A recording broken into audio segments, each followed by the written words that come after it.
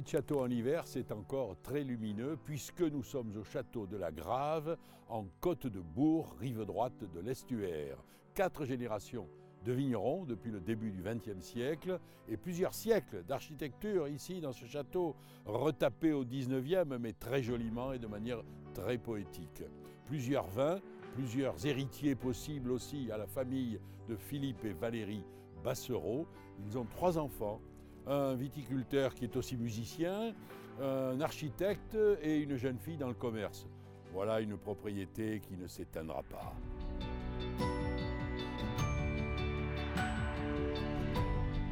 J'ai rejoint Valérie Bassereau qui est avec son mari Philippe, qui gère et qui la propriété, qui sont propriétaires de ce château de la Grave. Ici, nous sommes sur une belle table en chêne. C'est la table où vous servez le petit déjeuner à vos hôtes du mois d'avril au mois de... Fin octobre. Fin octobre, voilà. Puisque vous avez une activité de chambre d'hôtes qui, à la fois, ça permet de... À quoi ça sert, au fait, cette activité de chambre d'hôtes ? À quoi ça sert ? On va dire d'abord à l'entretien de nos bâtiments, à l'entretien de notre patrimoine, de ce château. C'est vrai que c'est grâce à ça, on est toujours...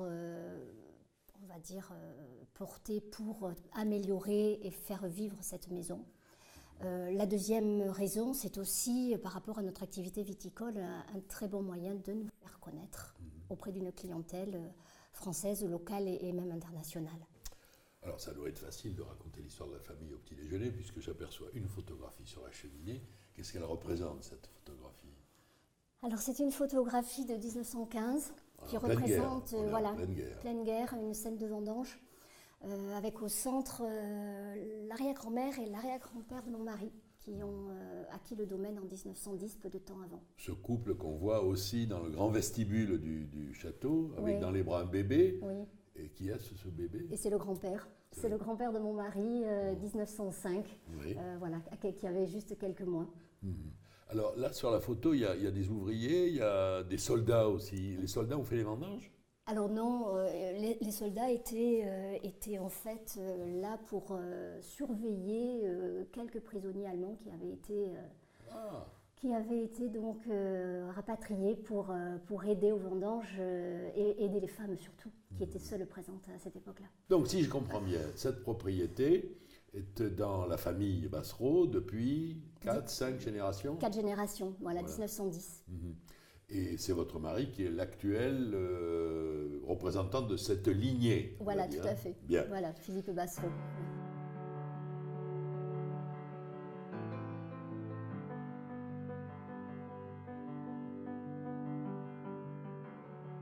L'histoire du vin commence dans le sol. Et là, nous sommes devant un panorama complet des sols qui font vos vins.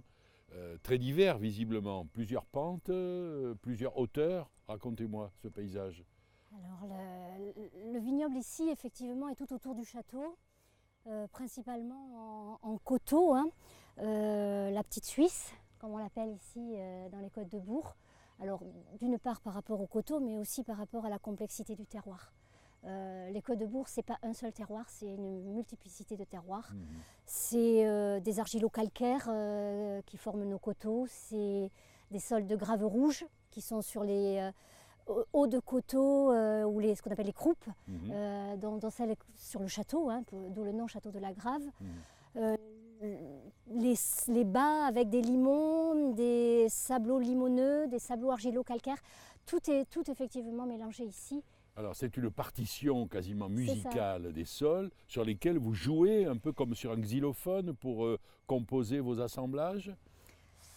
Alors là, c'est encore une autre partie de la musique, on va dire. Déjà, le travail de vigneron, c'est je crois, nous, appréhender notre terroir le plus finement possible.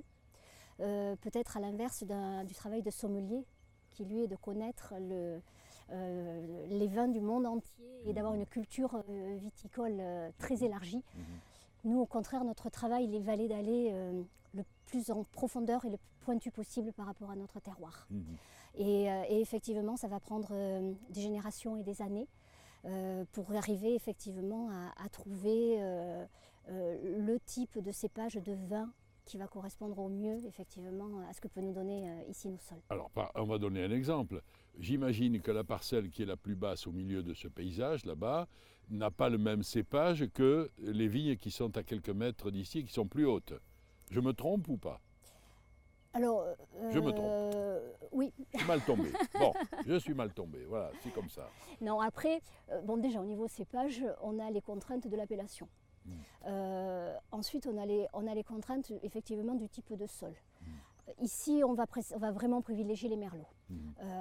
Parce que les cabernets, sur nos sols argilo-calcaires, qui sont des sols assez froids, ont des difficultés à mûrir.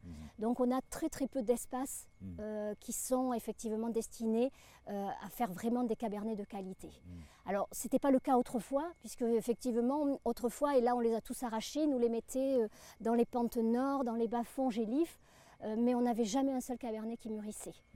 Alors aujourd'hui, effectivement, pour arriver à avoir un très très beau terroir de cabernet, il faut avoir de très beaux plateaux ou une très très belle croupe graveleuse également.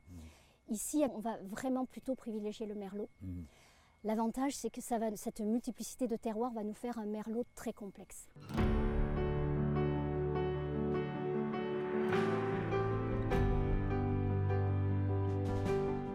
Un chai traditionnel avec des cuves en béton, comme on n'en voit plus beaucoup. Elles sont peintes en rouge, c'est magnifique. Et puis, je ne sais combien de dizaines, de centaines de barriques qui contiennent le vin de la Grave que vous faites vieillir. Combien de temps vous le faites vieillir en barrique, votre premier vin?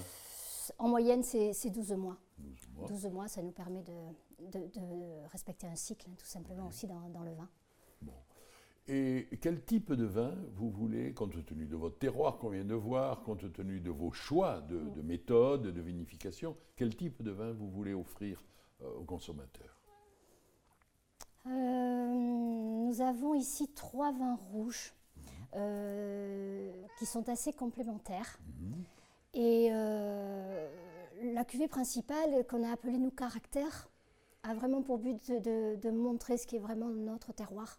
Et le vin de la Grave. C'est un vin qui est vraiment issu de Merlot et de Cabernet Sauvignon, qu'on va nous élever pendant 12 mois dans les barriques que vous voyez ici.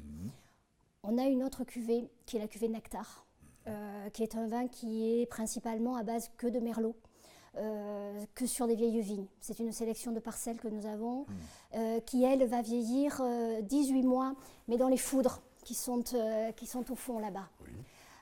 C'est un vieillissement, c'est encore un travail un peu différent. Et on a également une première cuvée qui, elle, va être un petit peu moins élevée, un peu moins boisée, comme on dit, sur un élevage de 9 mois et sur des barriques qui sont un petit peu plus anciennes, puisque nous allons avoir des barriques qui vont aller de la barrique neuve jusqu'à la barrique de 5 ans. Alors encore un mot, ici, avant d'aller déguster quand même, vous produisez un vin blanc aussi. Oui, alors c'est aussi toute l'originalité du domaine. Déjà, produire du vin blanc en Côte-de-Bourg, c'est rare. Je crois qu'il y a aujourd'hui 35 ou 40 hectares à peine sur 4500 hectares. On fait partie, je pense, du plus gros domaine en vin blanc, puisqu'on a quasiment aujourd'hui 7 hectares de plantés en blanc. La deuxième originalité, c'est l'assemblage de ce vin, sans sauvignon blanc, à partir de sémillon et de colombard. Le colombard qui n'est pas forcément un cépage autochtone, c'est un cépage qu'on rencontre en Gascogne ou en Charente, mais alors ici c'est la Charente. Californie. Oui, et en Californie. Voilà. Mais non, ici l'origine c'est la Charente effectivement, et le cognac. C'est un cépage qui a migré dans le passé, jusque dans le nord Gironde, dans les côtes de Bourg et les côtes de Blaye. Je crois qu'il n'est pas présent dans le reste du Bordelais.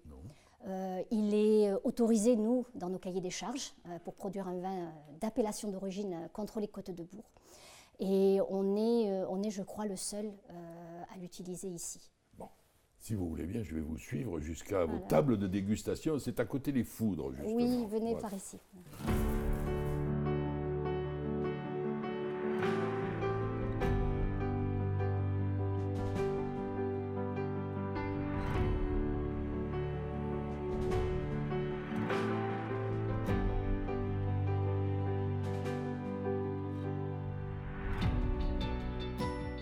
Quelle est l'originalité du colombard sémillon plutôt que colombard tout seul ou colombard avec ligny blanc ou avec un gros mansin? L'originalité, là, c'est quoi? C'est justement la complémentarité des deux cépages. On a le colombard qui va amener énormément de fruits, d'arômes, sur des notes assez exotiques et agrumes. C'est le colombard qui donne ces notes agrumes qui sont très présentes au nez. Tout à fait. Mélangé à parfois de l'ananas, de la poire, donc c'est assez complexe. Tandis que le sémillon, lui, va nous apporter après tout le gras en bouche. Tout un petit peu la matière, surtout qu'on a une vinification un peu particulière puisqu'on le fermente en barrique directement. Alors, le gras en bouche, on le touchera hors image, hein, d'accord? Et maintenant, on va regarder un peu, si vous permettez, au nez, on va regarder votre caractère, c'est cela? Oui, voilà, donc ça c'est la cuvée caractère. Alors, qu'est-ce que ça vous raconte, ça? Alors là, on est principalement sur des merlots, mais des merlots d'un terroir assez particulier, qui vraiment nous donnent des notes épicées, poivrées, qu'on a régulièrement sur chaque millésime. C'est un vin qui est assez raffiné, que ce soit en arôme et également après en bouche. Merci. Voilà.